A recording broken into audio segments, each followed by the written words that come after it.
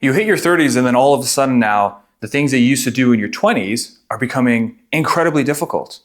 The simple tasks and challenges that are part of running a business or your particular career and job. Maybe it could be you just being a part of your family and having the tasks and responsibilities that are part of that role. And you're finding all of a sudden that you're feeling easily discouraged. The challenge that you used to find pretty easy and mundane, you're feeling like all of a sudden like your spirit is getting tired. Your soul is exhausted. It doesn't really feel like it's a physical issue, but something much deeper. The small challenges are becoming even harder now. You're finding the things that you used to do that came pretty like natural. You've done them for so long. But why all of a sudden are they feeling like mountains to climb? And then now you're always feeling exhausted no matter how much you rest. Now, naturally, when things go in this direction, having now coached men for some time now, not only in the space that I'm working with right now, but in my actual academy that I'm filming right here in this studio where I'm teaching jiu-jitsu, this happens all the time where they start to think that they're becoming lazy or weak, frail. All these things start to just like come to the surface. But I'm going to give you some good news. It is not any of those things. Of course, we're going to have to rule a couple things out first, making sure that you're still eating well, that you're getting enough sleep, and you're exercising regularly. As long as these things are in good harmony and balance, then we're actually dealing with something completely different. If any of these things are not in line and you're eating like absolute crap, you're not sleeping well, and you're not exercising at all, it's going to be best you deal with this first. This is your absolute bedrock foundation. But having said that, no, you're not lazy, you're not weak, you're not becoming a quitter. It's something completely different that doesn't really get talked about. What is happening to you is an old script that you've been running in your 20s is becoming exhausted. It is running out of fuel. And what am I talking about here? So let's think back. Okay, I want you to kind of go back into your 20s, and I want you to think about what is it that motivated you to work? So what inspired you?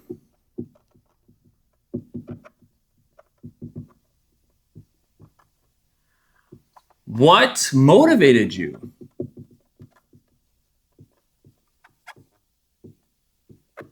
What was it that made you actually decide to take action on anything, on the business you're running right now, or the career you're having? What made you do that? Well, it could be, if you quickly answer it, you might say money.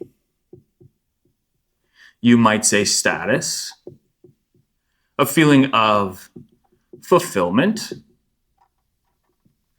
a feeling of reward, classic stuff, success, feeling like a winner, all these great things.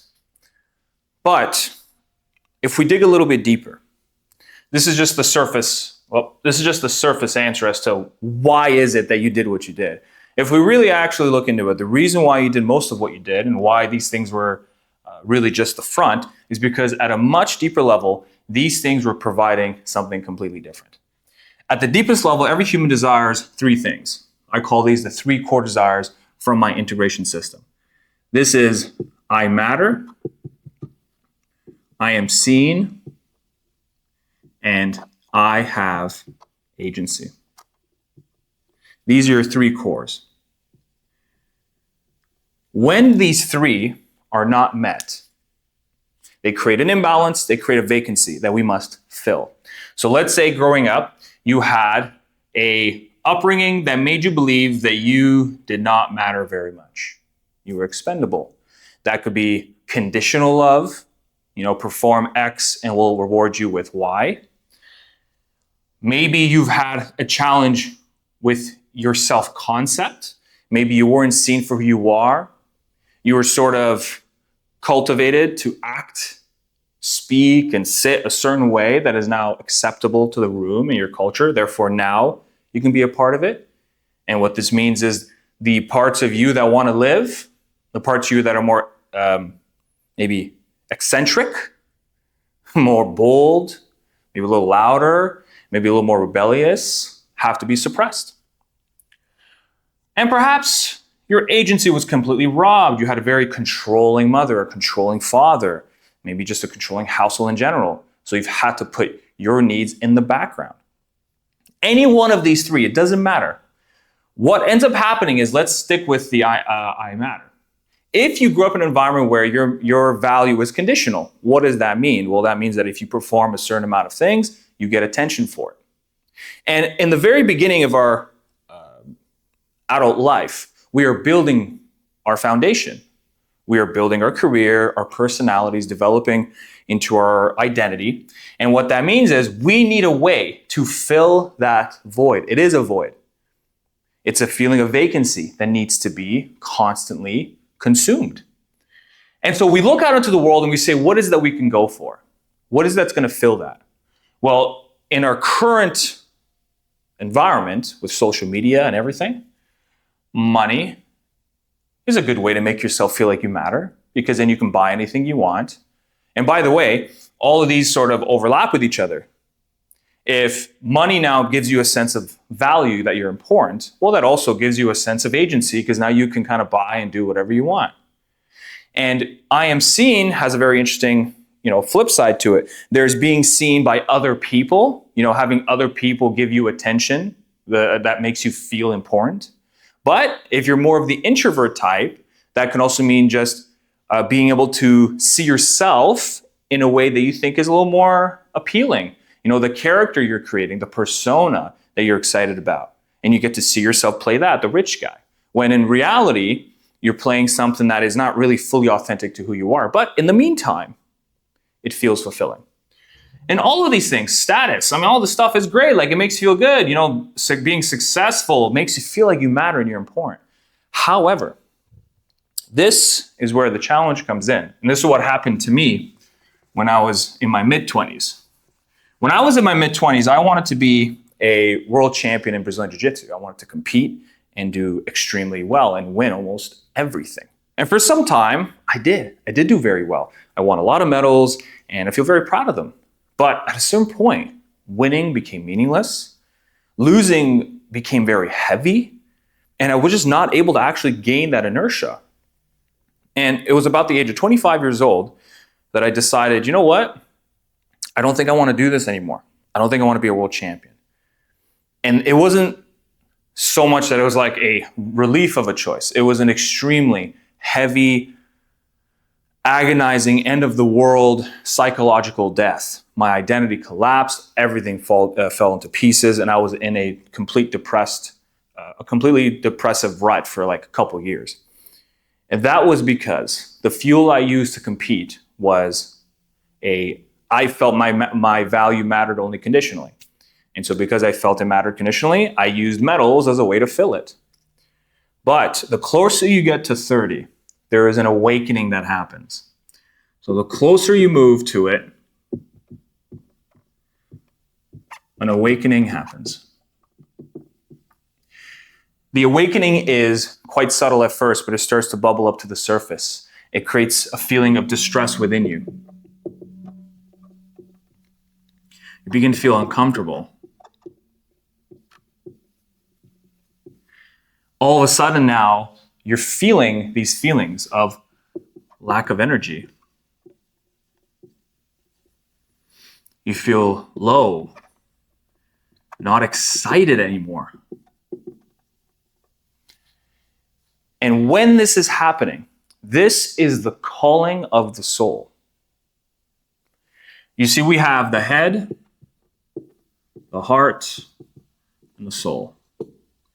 The soul guides.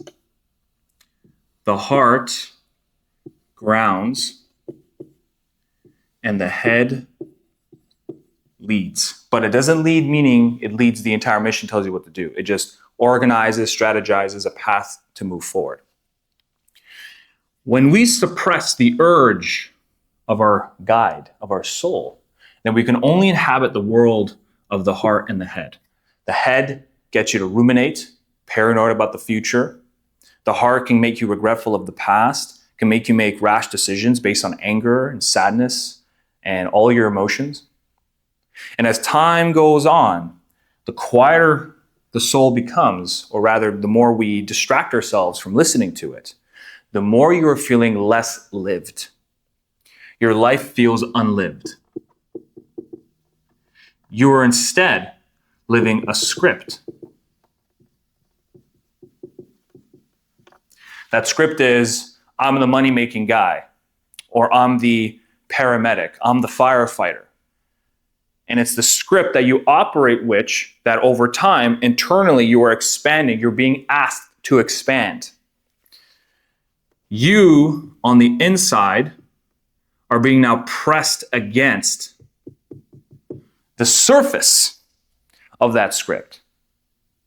And if you maintain that, if you try to keep that, the more exhausted you're becoming. Why? Because it takes mental, cognitive effort to keep a script that's now been expired alive.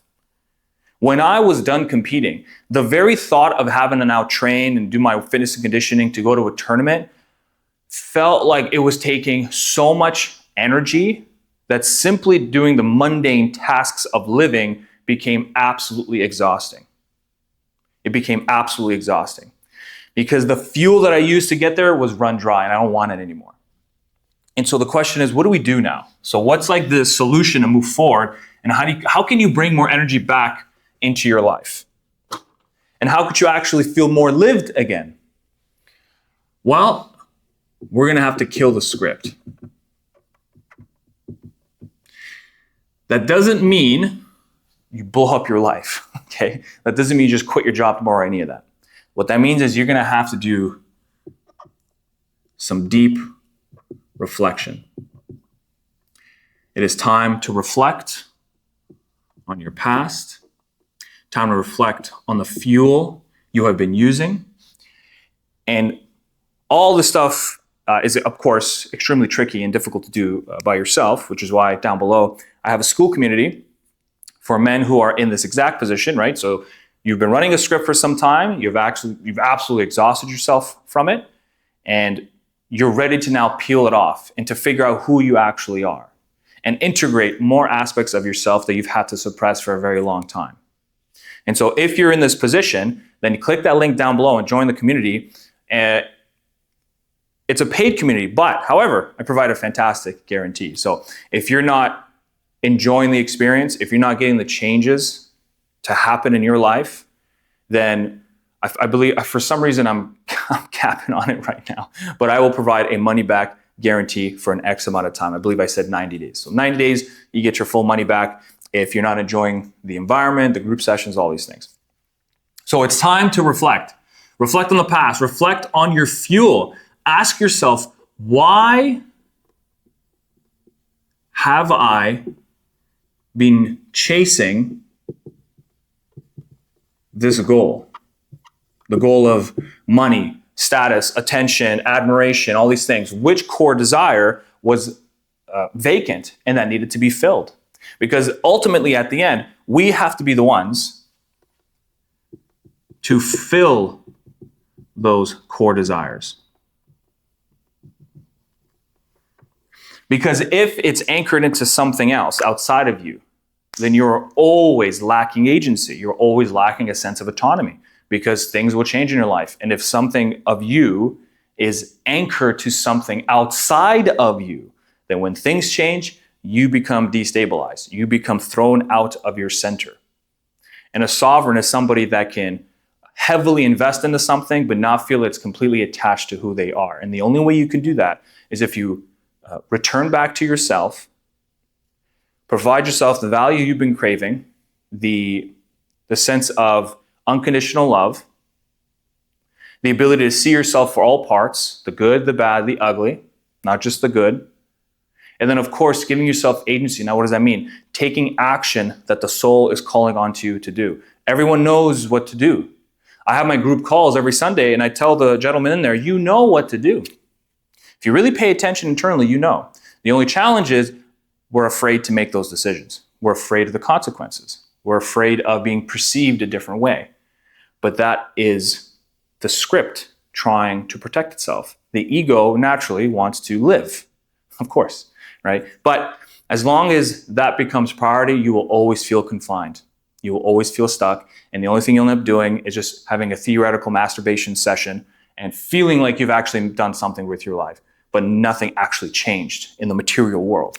Okay? So what's really important is you have to eventually take action on the calling of the soul. Now, if you need more information, of course, down below, you can also, if you're not interested in the community, totally fine. Just sign up to my email list completely for free. And I send out emails every Sunday helping you guys out in this regard. Okay. Thank you very much. I'll see you guys in the next video.